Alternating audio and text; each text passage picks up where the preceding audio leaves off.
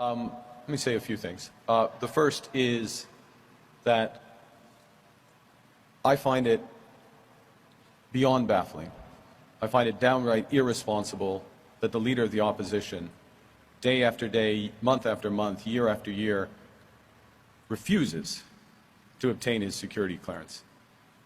As a normal course, in peacetime, when times were tranquil, that's unacceptable then. But at this point in our history, when we face the greatest threats that we've faced in generations, in most of our lifetimes, he has to answer for that. And he particularly has to answer for that, given the reporting that I understand you did, you and your colleagues did today, and the lack of integrity in the Conservative leadership race. Now, I will observe that in the Liberal leadership race, every effort was made to protect the integrity of that race, including, I'll be frank, quite an onerous technical system for voting to verify identity, location, so that that was held up. And some people couldn't vote because of that. We decided to take that risk because we wanted the highest integrity for that race. As part of that process, of course, there were reviews of candidates and suitability, myself included, appropriately. Certain information came to light. I'm not privy to the exact information. It's a separate process. Certain candidates were disqualified from that race. That information was relevant to the decision of what is a separate body within the Liberal Party. It was called a Green Light Committee that made the decision to disqualify Mr. Arya. I can assure you that information that we have, I'm saying broadly as a party, not me personally, because I don't have the specific information, is shared with the relevant authorities. We take this incredibly serious.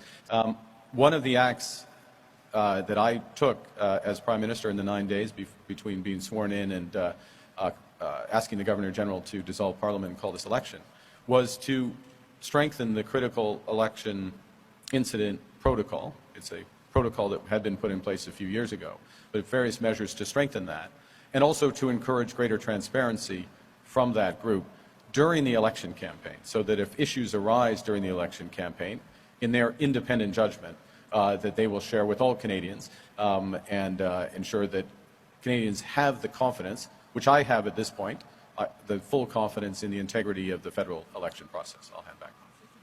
On the security clearance, I've already had a security clearance. What I will not do is have, because I was a cabinet minister, so I've already been cleared. What I will not do is commit to the oath of secrecy that the Liberals want to impose on me. They don't want me to be able to speak about these matters. So they bring me into a dark room and they'll say, well, we're going to give you a little bit of breadcrumbs of intel, and then we'll tell you you can't talk about any of this stuff anymore. So, for example, if they'd given me some kind of cursory briefing on China, then they would say, oh, you can't go talk about the fact that Mark Carney went off to Beijing and had secret meetings where he had secret talks with top government banking officials, after which a government bank gave his company a $250,000 loan, a loan that his company still owes, and a company in which he's still invested, meaning that he is the most compromised and conflicted leader our country has ever seen. He did this after seeing that China had interfered in 2 consecutive elections. He did this after seeing China take 2 of our people hostage. He did this after knowing that China had made incursions into our waters. How will Mark Carney ever protect Canada against Beijing's incursions into our territory, its interference in our country, or it's taking our jobs and our industrial base away when he owes them so much? And I won't be silenced on any of those issues. I look forward to hearing Mark Carney's answers, and I hope that Canadian media actually starts asking him some questions about the nature of Brookfield's holdings. It really is incredible. The media has had some of this information, and I look forward to them actually asking questions. We have a guy who's Prime Minister, who's never been elected to anything. He's the most unscrutinized leader our country has ever had, and he's by far the most conflicted. We're putting it out ourselves from now on, by the way. This is a guy whose company denied coal miners his insurance arm denied coal miners their payments when they were dying of black lung in the States. They lost in court. The company lost in court. How is he ever going to stand up for working class people when that's the track record he has? He used renovictions, predatory financialization of real estate. How is he ever going to fix our housing crisis when that is his background? I've said in the past that he's just as bad as Justin Trudeau. Frankly, he's much worse, and he's much more conflicted, and he's going to be held accountable. Hello beautiful people, you're welcome back again to my YouTube channel. How many of us are ready for the federal election that is going to take place on the 28th of April? Well, that's not the reason for this video. But before I dive into the main video, I would love to, welcome you all. And just in case you are new to this channel, please do not forget to subscribe, like, comment, and share this video. So first, let us know what security clearance is all about. In Canada, a security clearance is a status granted to individuals after a thorough background check, allowing access to classified information or restricted areas, primarily for jobs in the national public sector.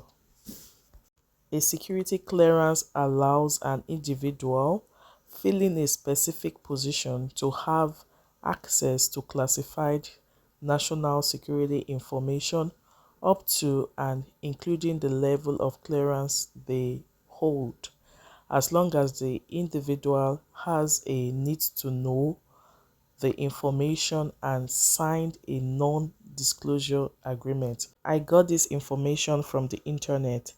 Because of how this debate about this security clearance has been going, I had to really go check the meaning of security clearance. So what this means is that if you want to hold any job position in the national sector, you need to have this security clearance. So my question now is, why does Pierre Poilievre not have security clearance? Well, the way he answered the question is kind of confusing. He said he once had it, like, say, maybe was it 10 years ago when he was in the among the cabinet members, but it also sounds as if he doesn't have it now. In fact, he doesn't have it now. So the question is, why does he not want to have it? Because I'm seeing this as a great tool for Carney, like he's actually using it, you understand, looking or hearing what the both of them are saying. But then Pierre Poilievre doesn't want to succumb because he feels the liberals want to silence him and the rest. But the question is it possible for him to get it? Because if somebody is using a tool against you, it's best you get it, right? It's best you go source for it and have it so that you will now be very free to talk. But now he's already seeing it as a way the liberals are trying to silence him from what he said, and he said he's not going to allow it. And on the other hand, McCartney said he finds it very irresponsible for the opposition leader not to have the security clearance. So can you see that this thing is not is getting tough, like it's really getting tough. But let's see what will happen. Do you think Pierre Poilievre will go get it? Do you think it's too late for him now, considering that it's about 5 weeks to the federal election? What do you think, guys? And do you think Carney, because of his security clearance, it means he doesn't have any issues? The whole thing is really, I can't really give a straight answer. It's just based on what I've been reading and the videos I've been watching. I'm like, what is going on? What are these people dragging? Oh, is it the post?